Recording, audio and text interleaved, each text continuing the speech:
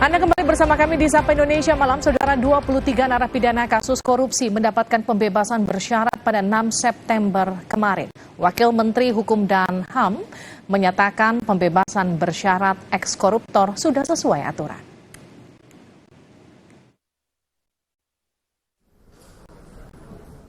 "23 narapidana kasus korupsi mendapat pembebasan bersyarat pada 6 September lalu.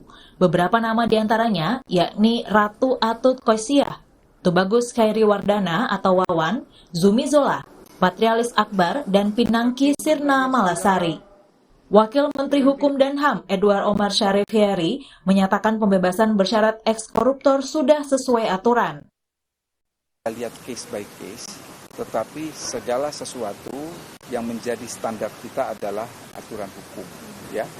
Dan kami pastikan bahwa ketika akan memberikan pembebasan bersyarat, asimilasi maupun remisi, Kementerian Hukum dan HAM dalam hal ini Direktorat Jenderal Pemasyarakatan pegangannya hanya satu, yaitu regulasi yang ada. Terima kasih. Wakil Direktur Visi Integritas Emerson Yunto menilai hukuman para koruptor seharusnya dapat memberikan efek jera, bukan malah mendapat keringanan.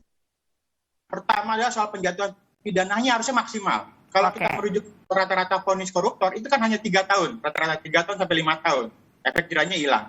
Kemudian yang kedua ini harus ditambah dengan upaya pemiskinan buat koruptor. Jadi sepanjang koruptor itu masih sejahtera, kaya raya gitu, agak sulit gitu buat memberikan efek jerah. Makanya salah satu dorongan yang mau kita usung adalah soal rancangan undang-undang dengan perampasan aset buat pelaku kejahatan. Nah ini juga tidak jadi hal yang diinginkan oleh teman-teman di DPR. Jadi tidak ada proses pembahasan walaupun masuk dalam prolegnas. Kemudian yang lain adalah sebaiknya ke depan baik KPK, penegak hukum yang seperti kejaksaan itu menuntut hukuman tidak hanya bicara soal penjara, tapi pencabutan hak-hak koruptor, termasuk koruptor ke depan tidak boleh dapat hak remisi dan pembebasan bersyarat.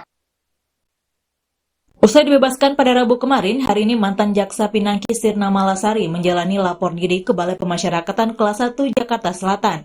Pinangki wajib lapor 1 bulan sekali hingga 15 Desember 2024. Yang bersangkutan akan melaksanakan perbimbingan hingga tanggal 15 Desember 2024. Yang bersangkutan juga wajib melaksanakan lapor diri setiap bulannya serta mematuhi ketentuan-ketentuan yang diatur dalam Undang-Undang Nomor 2 Tahun 2022 tentang pemasyarakatan, dan segala sesuatunya tetap melakukan wajib lapor setiap bulannya. Demikian dari saya. Mantan Jaksa Pinangki Sirna Malasari terlibat kasus Joko Chandra dan terbukti menerima suap sebesar $500.000 Amerika. Pinangki juga terbukti melakukan pencucian uang sebesar $375.000 Amerika Serikat.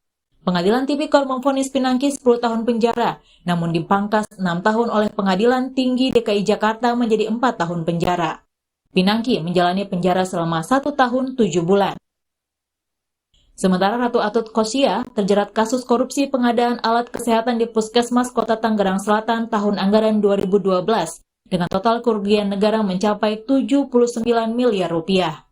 Atut juga melakukan suap Hakim MK Akil Mokhtar terkait sengketa Pilkada Lebak senilai Rp1 miliar. Total vonis penjara Atut yakni 12,5 tahun. Atut menjalani penjara selama 10 tahun. Selanjutnya adik Atut, Tubagus Khairi Wardana atau Wawan. Wawan terlibat sejumlah kasus, salah satunya suap Hakim Mahkamah Konstitusi Akil Mokhtar terkait Pilkada Lebak sebesar Rp1 miliar. Korupsi pengadaan alat kesehatan Rumah Sakit Provinsi Banten dan pengadaan alat kesehatan Puskesmas Kota Tangerang Selatan dengan total kerugian Rp93,5 miliar. Wawan telah dipenjara selama 9 tahun. Zumi Zola juga telah dibebaskan. Ia terjerat kasus gratifikasi lebih dari Rp40 miliar. Zumi juga terbukti memberi suap anggota DPRD Provinsi Jambi periode 2014-2019 terkait pengesahan APBD tahun anggaran 2017 dan 2018 senilai Rp16,3 miliar. Zumi Zola divonis penjara 6 tahun. Kemudian ada nama Patrialis Akbar. Mantan Hakim MK ini menerima suap pengusaha Basuki Hariman sebesar $50.000 Amerika. Patrialis divonis 7 tahun. Ia menjalani penjara selama 5 tahun. Pengurangan waktu tahanan serta lemahnya perampasan hasil kejahatan menjadi bukti bahwa tindak pidana korupsi tak lagi dianggap sebagai kejahatan luar biasa. Jangan sampai potret ini jadi pesan masyarakat bahwa melakukan korupsi tak lagi menakutkan karena tak memiliki efek jera. Tim Liputan Kompas TV.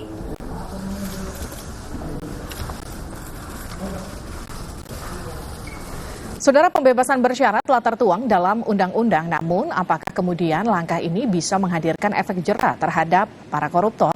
Kita akan membahasnya bersama dengan Rika Aprianti, Kabag Humas Ditjenpas, dan juga Ferry Amsari, Direktur Pusako Pusat Studi Konstitusi. Selamat malam Mbak Rika, selamat malam Bang Ferry.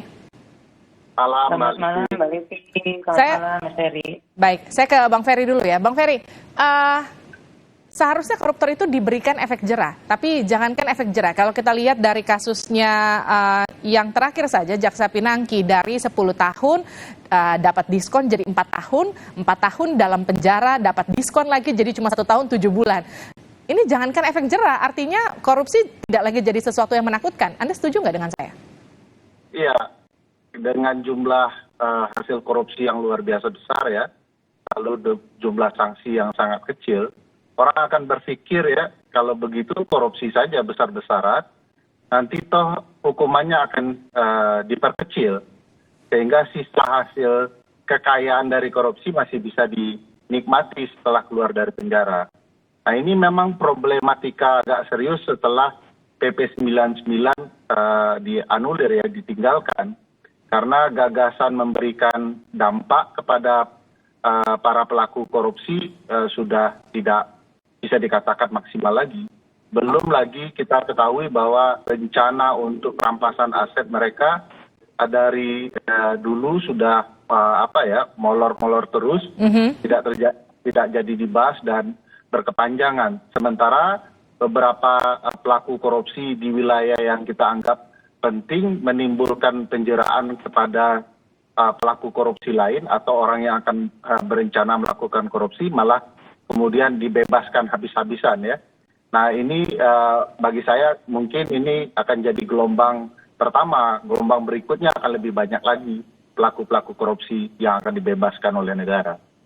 Oke, artinya gini, jangankan diberikan efek jera, diberikan pemberatan hukuman, justru hukumannya diringankan. Yang pertanyaan saya untuk Mbak Rika, ini artinya seluruh napi sudah menjalani sepertiga masa hukuman. Kalau tadi saya mencontohkan Pinangki dari 10 tahun, kemudian jadi 6 tahun di dalam masa tahanannya hanya 1 tahun, dari 10 tahun hanya tinggal 4 tahun, koreksi saya kalau salah ya. Jadi kemudian di dalam masa tahanannya hanya tersisa 1 tahun 7 bulan yang dijalani. Oke, makasih Mbak. Semua narapidana yang diterbitkan SK pembebasan bersyaratnya itu sudah memenuhi persyaratan sesuai dengan Undang-Undang Nomor 22 Tahun 2022, khususnya di pasal 10. Ya, yang secara waktu artinya sudah harus menjalani 2/3. Kalau tadi boleh kami koreksi tentang Pinangki, kalau kami tidak tahu yang 10 tahun turun jadi 4 tahun, karena kami memang melaksanakan putusan pengadilan. Putusan pengadilan adalah 4 tahun. 4 tahun. Dan ya putusan pengadilan 4 tahun. Selanjutnya menjalankan 2/3. Tadi mohon kami koreksi, Pinangki bukannya 1 tahun 7 bulan. Dia ditahan bulan Agustus dan saat ini dikeluarkan itu bulan September. Berarti sudah 2 tahun lebih. Bahkan sudah melewati 2/3 masa pidananya. Makanya SK-nya yang keluar kemarin itu kenapa bareng-bareng? Karena memang isi dari SK pembebasan bersyarat isinya semuanya segera. Karena secara hitungan memang sudah melewati dari 2/3 masa pidananya. Gitu Pak. Oke, dan sebenarnya kalau kita kami sampaikan lagi bahwa 23 narapidana tipikor ini adalah bagian, kalau kita ngomong September aja, bagian dari 1.380 lebih narapidana yang diberikan hak bersyarat, termasuk di dalamnya PB, CB, dan CMB. Di antaranya jadi 23 ini di antara 1.380. Yang lainnya mungkin yang paling tertinggi adalah kasus narkotika, ada pembunuhan, pencurian, dan tindak pidana lainnya yang memang di Undang-Undang Nomor 2 Tahun 2002 ini memang tidak ada pengecualian, semuanya sama. Karena memang filosofi kita kan adalah pembinaan, menyiapkan mereka kembali ke masyarakat. Kalau untuk penghukuman sudah ada di pengadilan, berapapun hukuman yang dikasih pengadilan, itu yang kita laksanakan untuk melaksanakan pembinaan kepada narapidana yang sudah diputus oleh pengadilan. Oke, saya kembali lagi ke Pak Ferry. Kalau tadi mendengarkan pernyataan dari Mbak Rika, artinya jelas korupsi bukan extraordinary crime yang selama ini digaung-gaungkan oleh pemerintah. Karena selama ini pemerintah menggaungkan bahwa korupsi itu harus diberantas karena bagian dari extraordinary crime. Ketika kemudian mendapatkan kesempatan untuk bebas bersyarat sama saja dengan napi-napi yang lain, betul?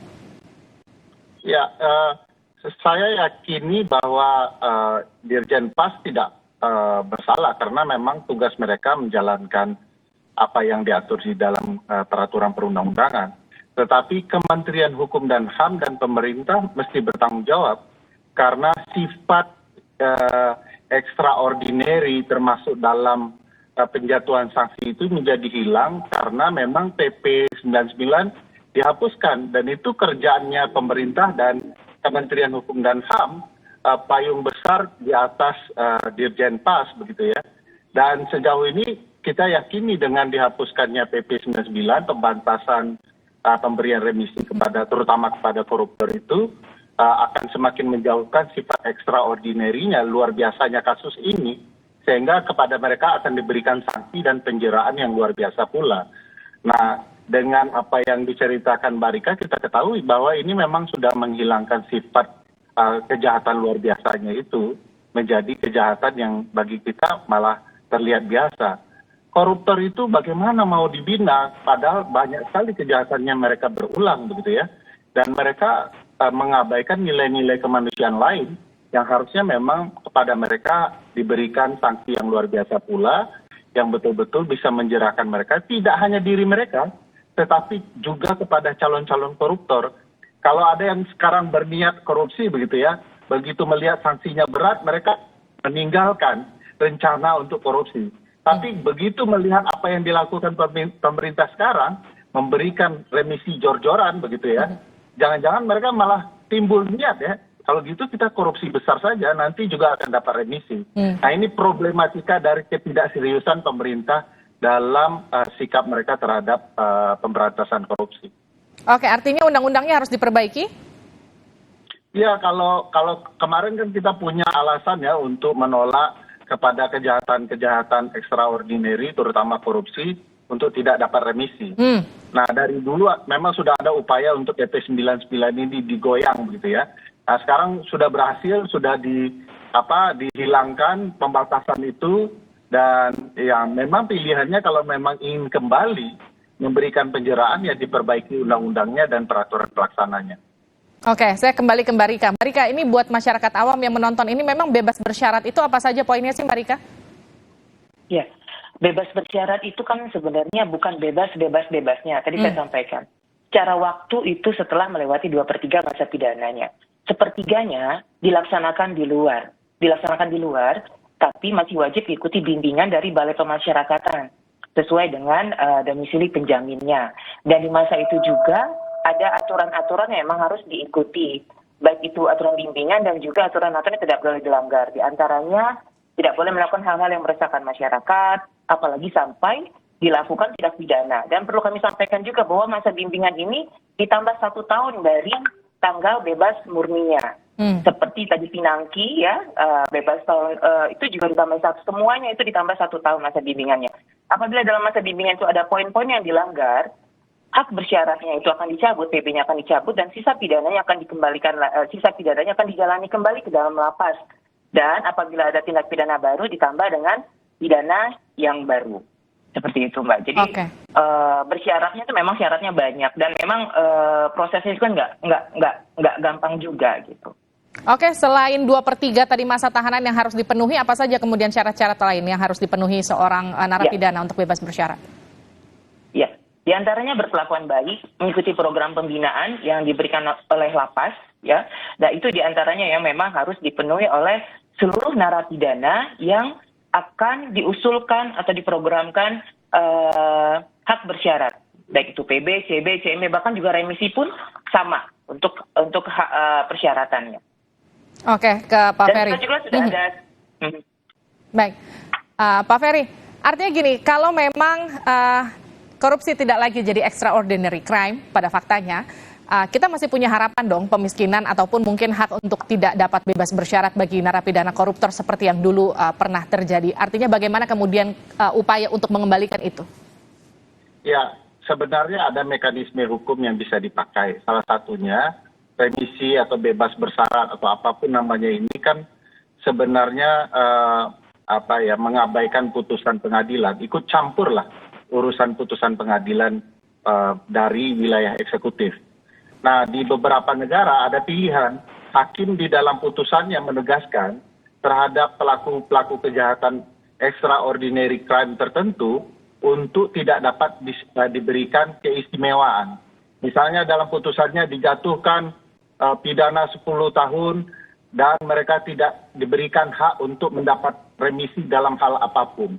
Sehingga putusan pengadilan tidak bisa diganggu-gugat dengan kebijakan dari kekuasaan eksekutif. Nah, sepertinya kalau kita berharap kepada pemerintah ya yang menghapuskan PP 99 agak sulit. Mari kita berdoa dan berupaya berharap kepada pengadilan untuk kemudian mereka menyadari bahwa putusan mereka tidak boleh diganggu dengan kebijakan remisi dan segala hal ya, bebas bersyarat atau kemudian mau memberikan keringanan-keringanan lain kepada mereka dengan menegaskan di dalam putusan peradilan itu sendiri.